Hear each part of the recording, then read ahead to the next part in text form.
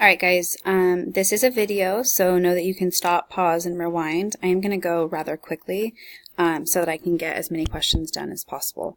So I'm going to go over Mod 9.1 review. It does say simplify each expression, and I'm going to start with number 5.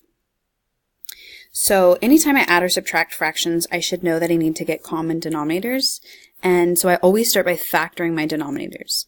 However, I cannot factor these any further. They're already completely factored. So my LCD here, my least common denominator, is an x plus 4 and an x plus 2, right? I have to include both of these denominators, and there's nothing in common between them. So I need to multiply this side by x plus 4 over x plus 4, and I need to multiply this one by x plus 2 times x plus 2 in order to get common denominators. So if I multiply by that, they both have a common denominator now of x plus 4, x plus 2, x plus 4, x plus 2. See that? So x plus 4 times x plus 2 is my denominator. And as far as my numerator goes, I'm going to take the extra step to write this fully out and say 2x times x plus 2 plus x plus 3 times that x plus 4. And so I'm going to simplify my numerator here and distribute this. So I'm going to get 2x squared plus 4x. And here, if I FOIL this or distribute this, I'm going to get x squared plus 4x plus 3x plus 12 all over my common denominator of x plus 4, x plus 2. And now my numerator, I can combine like terms. I have a squared term here, a squared term here, an x squared term, I'm sorry, and I get a 3x squared. Then I have an x term here, an x term here, and an x term here. So 4 plus 4 plus 3 gives me, what is that, 11x. And then last I have my constant, which is plus 12. And my common denominator is this.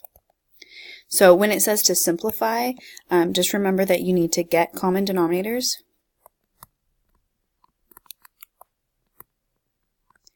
And then add or subtract depending on what the question is asking you to do.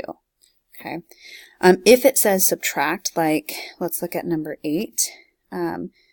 Number 8 is not subtraction. What was it? Number 4. Here we go.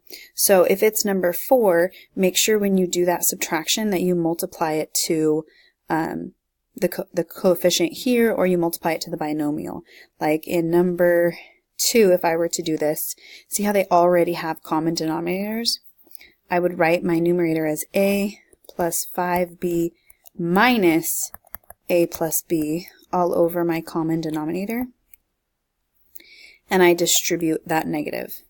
So I would have a plus 5b minus a minus b all over 6ba.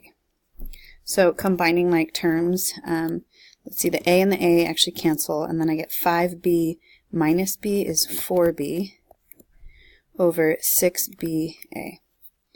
And then 4 and 6, actually 2 goes into both of those. So if I reduce that, oh, and I have a b over b, right? So that is going to reduce. So 2 goes into 4 2 times, and 2 goes into 6 3 times. So my final answer is 2 over 3a. Okay, now let's go on to the back when it says to simplify and state the excluded values. So I'm going to do number 11. And in order to find excluded values, I always start there. I know I need to factor my denominator.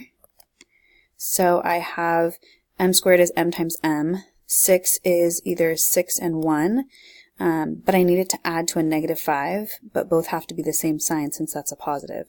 So I can't use 6 and 1. Instead, I'm going to use 2 and 3, and both have to be negative in order to give me that negative 5. So this is my denominator now. So my excluded values are m minus 2 equals 0 and m minus 3 equals 0. So I get m equals, when I add 2 to the other side, I get m equals 2. And when I add 3 to the other side, I get m equals 3. And these are my excluded values. As far as simplifying goes, I have to factor everything completely. Well, my numerator is factored completely, and now my denominator is factored completely. So m minus 3 over m minus 3 is 1, and I'm left with an m minus 2 on bottom. Okay, so looking at number 16, again, we're going to simplify. So I'm going to factor my numerator. Let's see, n, they have an n in common, and I get n squared minus 5n plus 4. And on bottom, I have a 3 that I can take out. So n squared plus n minus 2. Continue factoring. On top, that factors to be n squared is n and n, and 4 is 4 and 1. So 4 is 4 and 1, and since it has to add to negative 5, they both have to be negative. For my denominator, I have n squared is n, and 2 and 1. 2 has to be positive and 1 has to be negative in order for it to add to a positive 1. So, excluded values, you have to include all of these. So 3 equals 0, that doesn't make sense. So if I go n plus 2 equals 0, I get n equals negative 2. There's one excluded value. And n minus 1, I get n equals 1 is my excluded value. So excluded. And then as far as simplifying, these right here, let's see, n minus 1 over n minus 1 cancel, and my simplified answer is this.